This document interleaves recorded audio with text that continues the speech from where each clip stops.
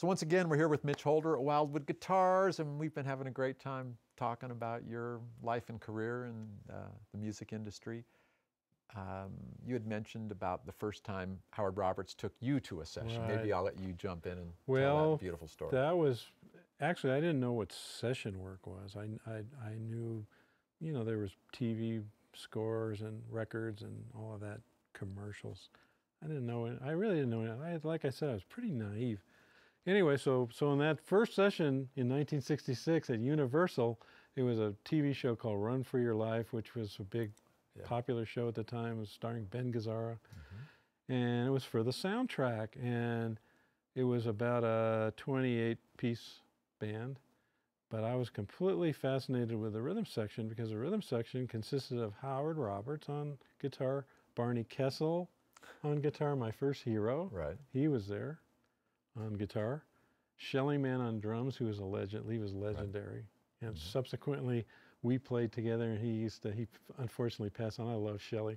I'd hear him, you know, we'd be walking at 8 a.m., walking on a dank, foggy backlot at Universal, walking to stage 10, and I hear behind me, "Hey, young blood." Oh, great! Shelly's on the date. That's what he used to call me. Anyway, he was on it, and the bass player Joe Mondragon and pianist Artie Kane, who was legendary, could read anything. So this was a rhythm section. So I was like, my jaw dropped. And Howard subsequently took me on some record dates and other movie dates, and I'm looking at all this, going, "Wow, this is great." So, and you could stay in town. Yeah. Because I wasn't enamored with traveling. I hadn't been on a plane at that point. So, how many guitar players were on dates like this? I think a lot of us who didn't experience what you have done thought there would be a guitar player, but that's not the case, right? No. As a matter of fact, in those times, and before I became a session player, there would never be less than two. Usually there'd be 3, 4. Howard did a lot of dates with Phil Spector. Wow.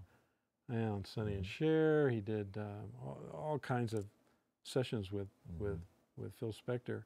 There'd be 6 guitar players on there. Wow. And when I actually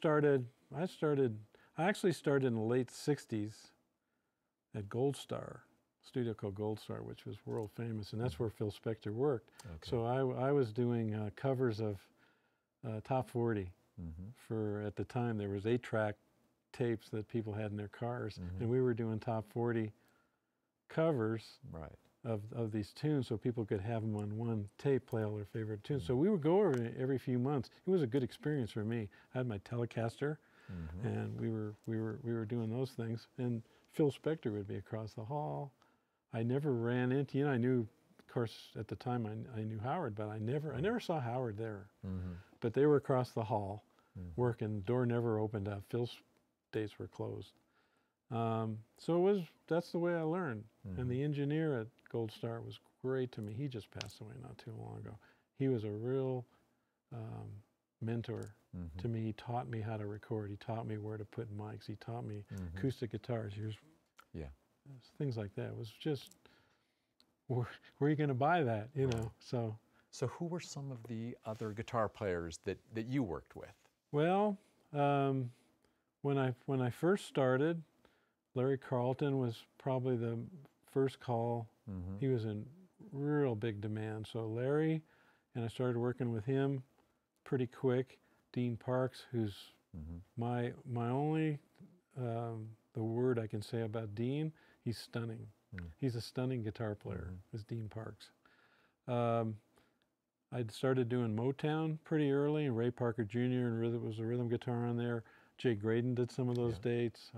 David T. Walker, who was just fantastic. Wow. T, we call him T. He would show up in a 3-piece suit. He looked like a lawyer. I mean, that guy was just dressed to the hilts. One time, there's a great story about him. He was late to it. He was never late. He showed up late to a date. They say, "T, come, what's going on?" You know, and he said, with his 3-piece suit, he said, "Well, there was a parade going in front of my house, and I couldn't get out of my driveway." And we're going, "What?"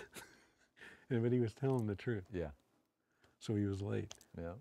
And who else? Some of the older, Tommy Tedesco, of course, They were doing more of the TV, movies. Okay. Al Hendrickson, Dennis Budemer, Yeah. Bobby Gibbons sometimes.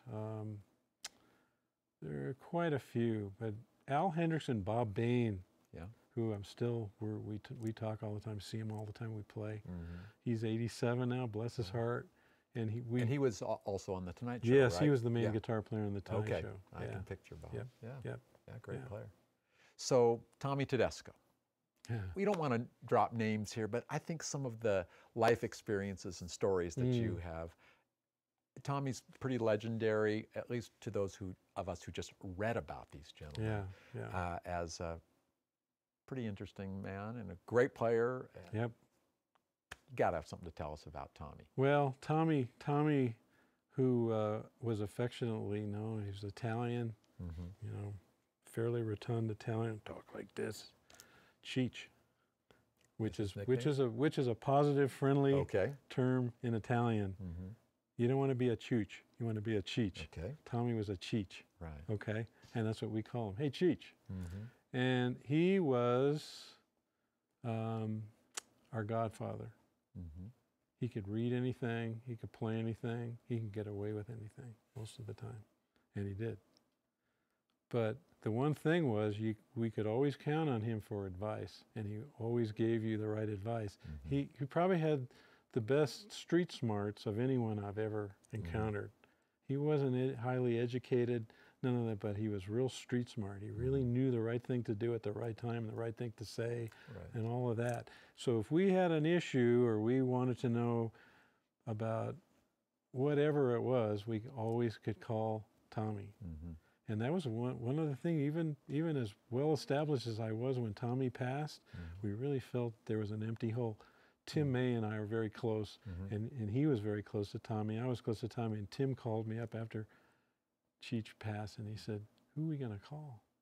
Oh, interesting. Yeah, it was something. So Yeah. He was one thing. He put everybody through the ringer when you were first starting, and he put me through the ringer.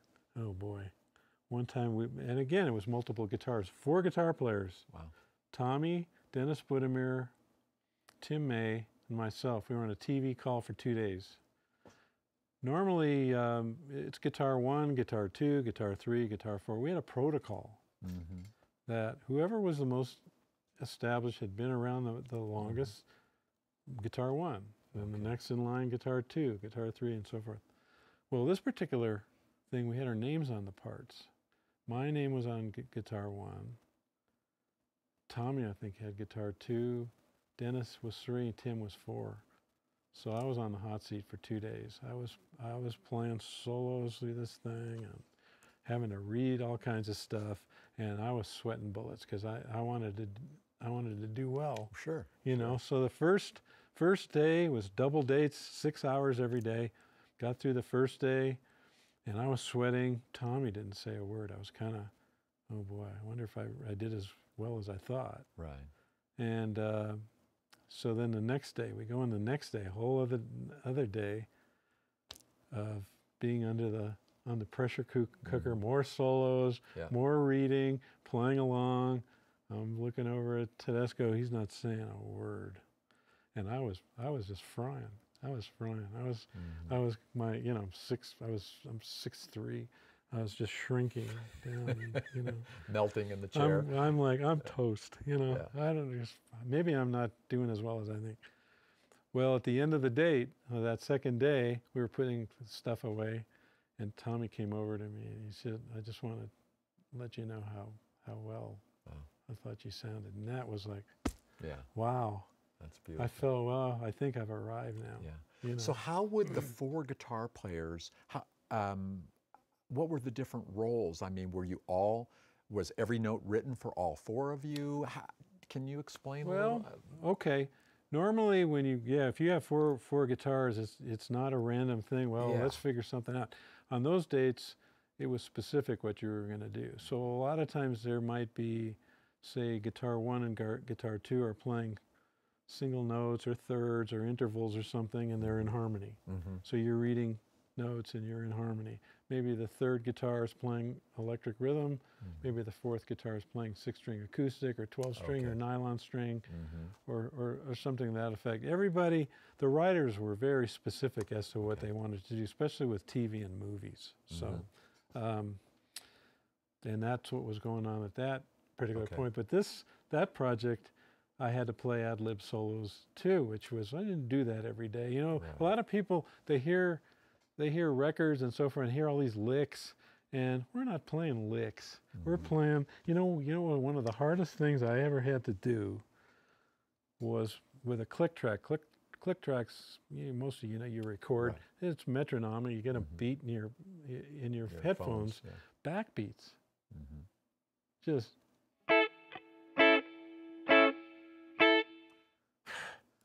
Gotta lock with the drums, gotta lock with the snare drum, lock with the click, the bass player. It was a nightmare. Because in those days, you know, it wasn't Pro Tools, it was, well, you know, I think you were a little late. You know, and how many backbeats? Dennis Budemer made a joke about it because he came up in the late 50s. And the first house he bought, he called it the house that Backbeat built. Because that's what, in the early 60s, that's what he was doing all the time. You're not playing licks. You're not playing dazzling stuff. You're trying to basically keep time and make it lock and make it feel good. Little parts. And little parts can be the hardest things to play sometimes. So, no, that's beautiful. That's very profound. So you go to these sessions and have to cover a lot of different roles, a lot of different sounds. Can you talk with our guitar playing friends about what you would bring to a session, maybe the cartage companies and the kind of gear that you would take to a typical session? Well, the thing about session work is, and I can't, nowadays, sometimes they'll give you something in advance. In those days, they didn't have time. Sometimes when we were recording, the copyists were in the other room scribbling out parts we were going to do in an hour. So we never saw the parts before we got them. You have to be prepared for anything. And the one thing I learned early on was that someone will say, can you play like so-and-so? Or they'll say maybe, we need B.B. King. You know, and when I initially started, I thought, well, call him. You know, B.B. King, call B.B. King. No, we can't, we're going to get B.B. We want you to emulate B.B. King. And I was under the assumption, boy, I better learn what B.B. King plays. Fortunately for me, I learned quickly, no, that's not what they want. They want that sound. They want the style. So what I proceeded to do, I grew up in L.A. I wasn't a country player, but I spent 8 seasons doing Dukes of Hazzard, playing in the lead chair, playing country licks. Where did I learn that? From listening to really good country music. The Chet Atkins albums my father brought. James Burton. I listened to him. There's another player I work with quite a bit. Neil Levang was another player I work with quite a bit, who worked with Lawrence Welk. What an incredible musician he is. Anyway, it's not that guy they want, it's that sound they want. So that was the key. As far as gear, you needed to have whatever electric sound they want. So it might be a 335, might be a Les Paul, might be a Tele, might be a Strat, might be a Dan Electro, might be whatever. So we would carry around, and the cartage companies, we had trucking companies. I had two rolling cases of instruments. Besides guitars, there's mandolins and lap steel. What else? Sitar, electric sitar, 6-string bass, tipple, banjo, banjo, 4-string mostly, and I got into the 5-string a little bit. I got brave enough to play 5-string on a couple of things, and I quietly said, no, I'm going to really get carved if I try to do this, because boy, that's another instrument. So you'd go to the session not knowing what role you might be required to fill. So you'd have to have it all there. You have to have it all there. And as far as effects and amps, you needed to get whatever sound was appropriate to what was being done. And another thing that I found really, really, from doing those dates at Gold Star and emulating the sounds on those top 40 records, is if you can get the sound, you're 90% to the way of doing a good job. Not the licks. Because if you play the right lick with the wrong sound, they're not going to believe it. Yeah. And it's believability, which Howard told me. He just said, you have to be believable. Whatever you're doing, you have to be believable. If you're not believable, they're not going to buy it. So with all the other instruments you brought in, the mandolins, banjos, tipples, all these kind of things, how are they tuned? Did you? Well, that's Tommy Tedesco. You tune it like a guitar. You tune it like a guitar. You know, banjo, top 4 string, mandolin, top 4 string. Now, I'll tell you a great story. George Deering is he's the busiest guitar player in L.A. He's probably the busiest musician anywhere. He's really something. But anyway, he's got 200, at least 200 instruments from all over the world that he's amassed from working with certain composers. He came into town thinking that he had to play those instruments the way they're supposed to play. And even to the point with sitar. Now, we were all using, at the time, choral sitars. And there's a Jerry Jones. Some guys had Jerry Jones. George learned how to play the real sitar. So he came in with a carpet. He took his shoes off. He was sitting down playing the sitar, and Tedesco heard about this, and he went ballistic. He called George up, and he said, "George, what are you trying to do?" George said, "What?" He said, "They wanted sitar." He says, "Don't you know you get an electric sitar, and that's what you play? That's what we play. You don't sit on the floor and take your shoes off and go into that hole with a rug. What are you, crazy?" Right. You know. So George just didn't know. He thought that's what you had to do. So anyway, so what did George do? He went out and got a choral sitar. He never ever, as far as I know, brought the real one again. Wow. Yeah. So that's the influence Tommy had on us, you know. Sure. So you guys, with your reading abilities, could take these instruments that were typically tuned differently and tune them like a guitar and read the parts. And Tommy didn't want them to see him sitting on the floor playing the sitar, because then they were going to expect the rest of us to do it. Oh, I see. Okay. See? Oh, that's so great. he straightened George out. But bless George's heart for. I mean, can you imagine? He had that feather. Yes. You know, the way they pluck the string. He had it all down. It was like, he's amazing. He's amazing.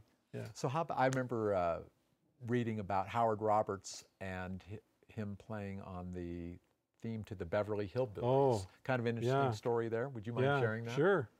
That theme was played by Earl Scruggs and Lester Flatt. Yeah, the guitar. Foggy Mountain Breakdown, right? Foggy Mountain Breakdown. Yeah. And they came into the studio that day, and they had hired, Howard was in the band to play the background on the TV show.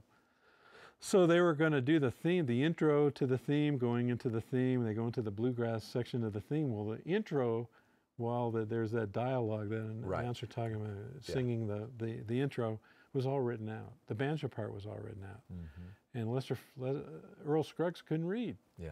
So they're in there having this discussion, and Howard was having his cup of coffee. He was listening to all this, and he just walked over to them. He said, "Let me see that, the banjo part." And he looked at it and he said, "I'll play it." So the intro, up until they get into the tempo and they start going to bluegrass, is Howard playing that intro part that was all written out. So that's a great story. Yeah.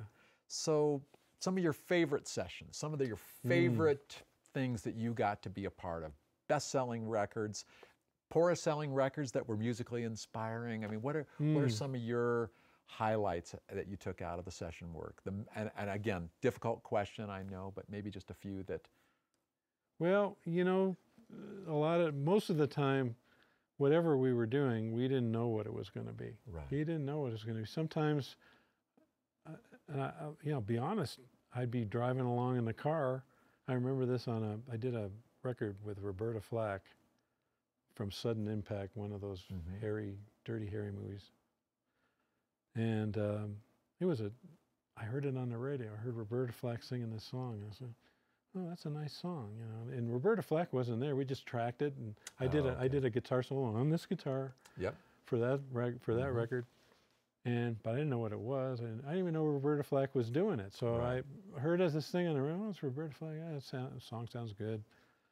And then the guitar solo, and I'm listening to the guitar solo. "Oh yeah, that sounds kind of familiar."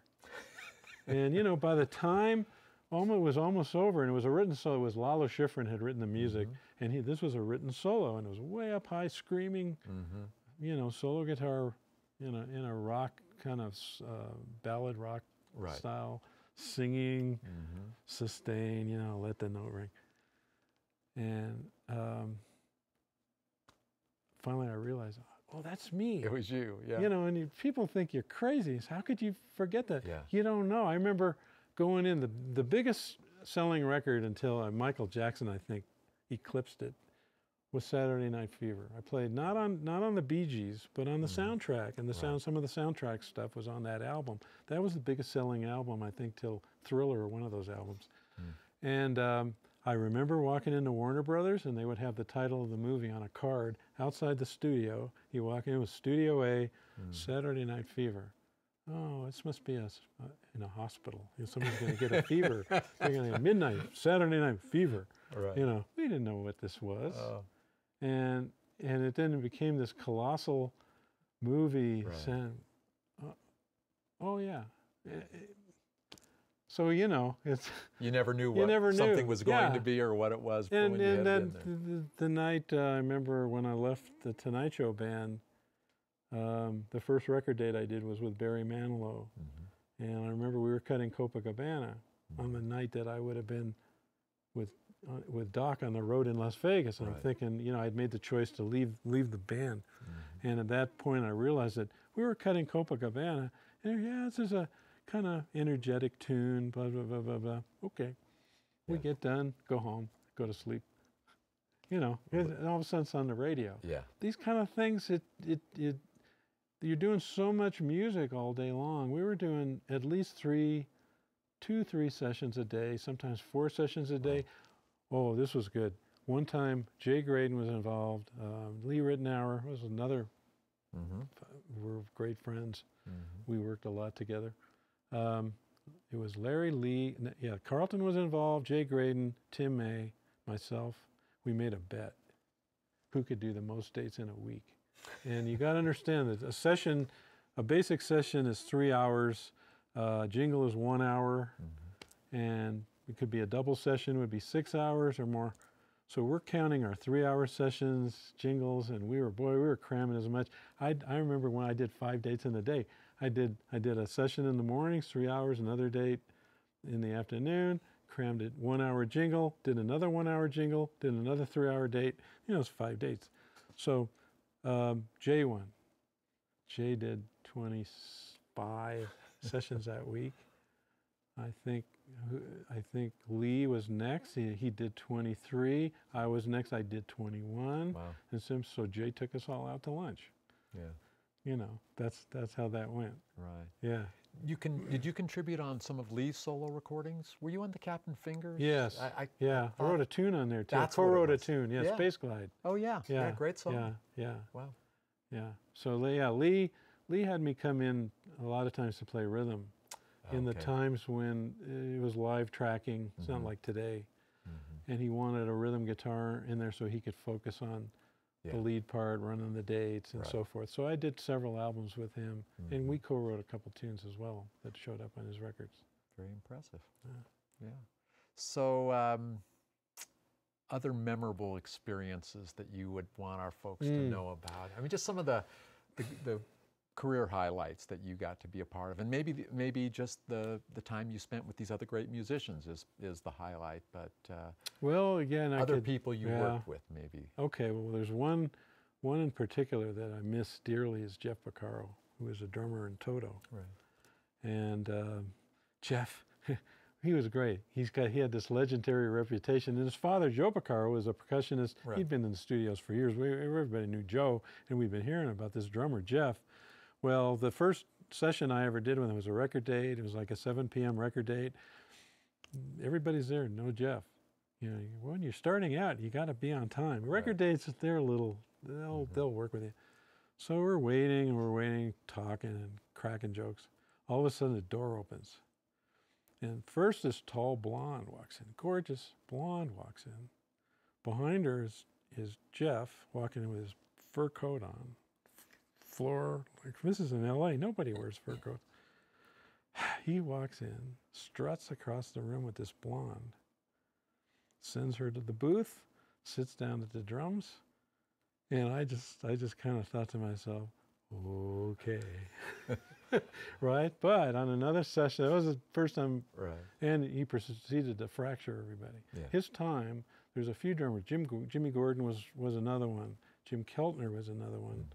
Their time was just beyond belief. Jeff was over the top with the time. Wow.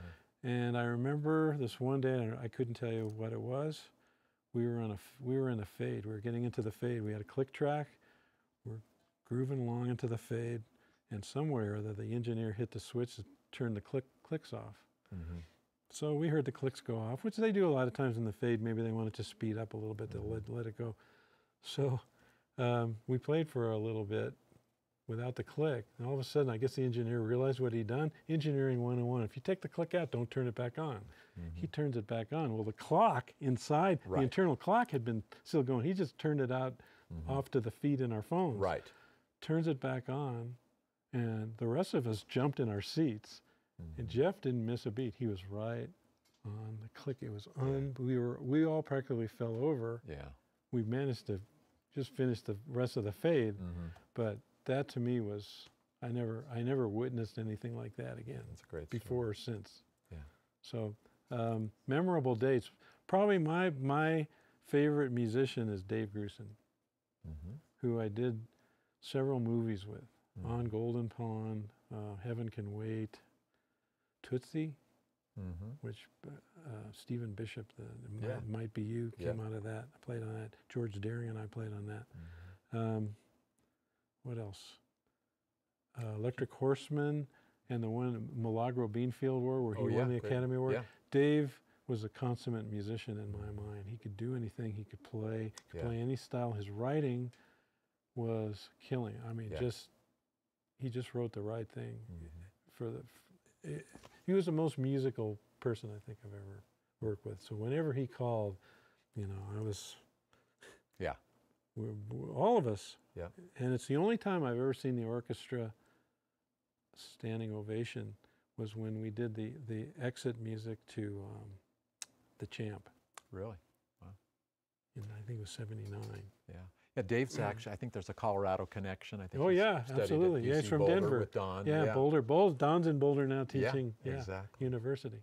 Yeah, I remember his work on Golden Pond. I have two sons. My oldest son is a very fine pianist. And he would always do the Dave Grusin little chordal embellishments. Sure. And he always knew he could cheer up his mom by doing those certain chords. If she was walking by, he could play these chords, and it just brightened her day. Yeah. Great musician. Yeah, great musician.